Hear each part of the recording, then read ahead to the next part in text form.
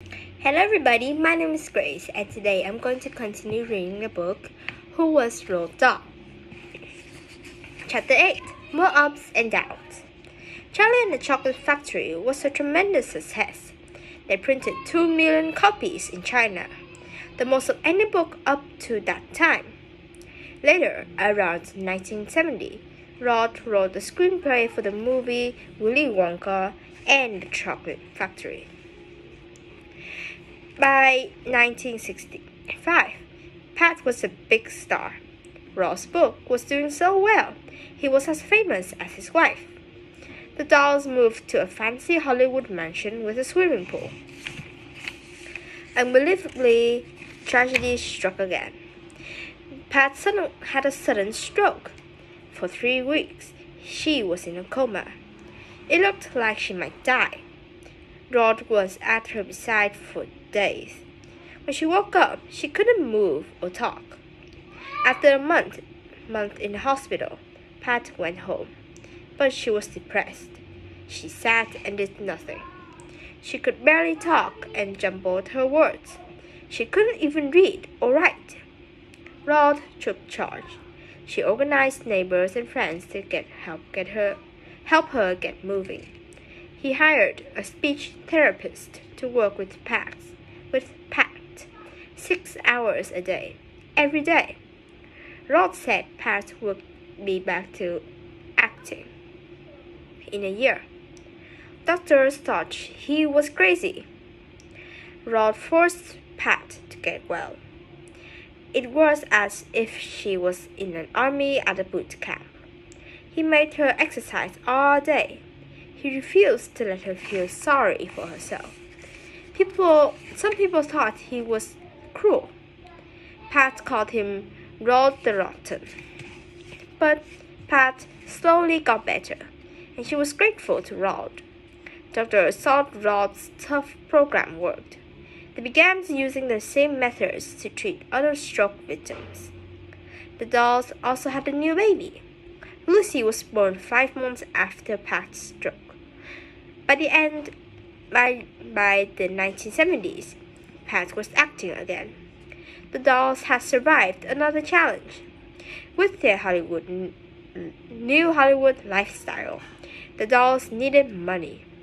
Roald didn't like writing screenplays for movies, but it only paid well. He wrote a screenplay for You Only Live Twice, based on a James Bond book. The movie was a moneymaker. In 1967, while Roald was in hospital again for his back, his beloved mother, Sophie, died at the age of 82. She died on the 5th anniversary of Olivia's death. Chapter 9, Roald's Hut. I laugh at exactly the same jokes that children laughed at, Roald once said. He looked at the world in the same way a child does. He didn't really trust adults. Of course, he would be good at making up stories for children. Roald worked on a script for the movie Chitty Chitty Bang Bang. He didn't get along with the director. Roald was known for being hard to work with. He was touchy, too blunt, and very stubborn about making changes. He lashed out at anyone who didn't like his work, and Roald Dahl's book has many critics. Some grown-ups hated Charlie and the Chocolate Factory. They thought it was tasteless, rude, and too unpleasant for children. Roald was furious that people thought his book would harm children. He said the shocking, ghastly junk on TV would kill children's imaginations. Still, some of his own stories were shown on TV. Roald was even a host on 2 shows. Despite his critics, Roald made a lot of money writing for children. He got a fan mail from kids all over the world. Roald said in an interview, "I am probably more pleased with my children's books than with my adult short stories. Children's books are harder to write. It's tougher to keep a child interested because a child doesn't have the concentration of an adult. The child knows the television is in the next room. The dolls now had a home in a great Middlesex, England. It was called Gisby House. Roald did his writing in a small hut in the garden. The hut was a very private hideaway, where no one really bothered him. A plastic curtain covered the window of the hut. Drawings, photos, and various souvenirs hung on the walls. The warm linoleum floor was littered with pencil shavings, cigarette ashes, and dust. It was never swept. Roald didn't have a desk. He wrote on a green felt-covered board that rested on his knees. He sat in an old chair of his mother's. The back of the chair had a big hole cut for the sake of Roald's bad back. Next to his chair was a table with all sorts of odd things on it: a ball, a foil candy wrappers, gifts from fans, a geode, and some very old pottery pieces.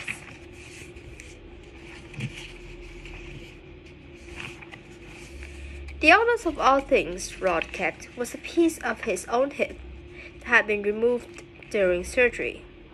There was a small bottle with a tiny bit of spine floating in it. The hut was a queerly placed place, but Roald was comfortable there. Roald's day usually began at 9:30 a.m. First, he went through all his fan mails with his secretary. He tried to answer all the letters from kids. Some letters were from sick and injured children. Roald tried to help each of them. He visited kids in the hospital. He once bought a wheelchair for a little girl. From 9:30 till lunchtime, he wrote in his hut. After lunch in the house, he might read for a while. Then he'd go back to the hut and write for more couple hours until supper time. It was said he only slept 3 or 4 hours a night. He was very picky about his writing. He rewrote again and again. For every page he wrote, he might throw away 3. He said he could never get anything right the first time. It could take him a year to finish the book. He couldn't type, so he wrote on yellow paper with a certain kind of yellow pencil. He would give messy pages to his secretary, who typed them up. His secretary loved being the first person to read everything. Roald was rarely happy with any book when he finished it, and right away he would start to worry that he wouldn't be able to come up with a good idea for the next book. The dedication in Danny, the Champion of the World, is to Roald's whole family: Pat, Teresa, Theo, Ophelia, Lucy. The book came out in 1975. The dedication makes it sound as if the dolls, were close and happy, but that was not so. Pat and Roald's long marriage was falling apart. So that's all chapter 8 and chapter 9, and I will see you at chapter 10, the last chapter. Bye!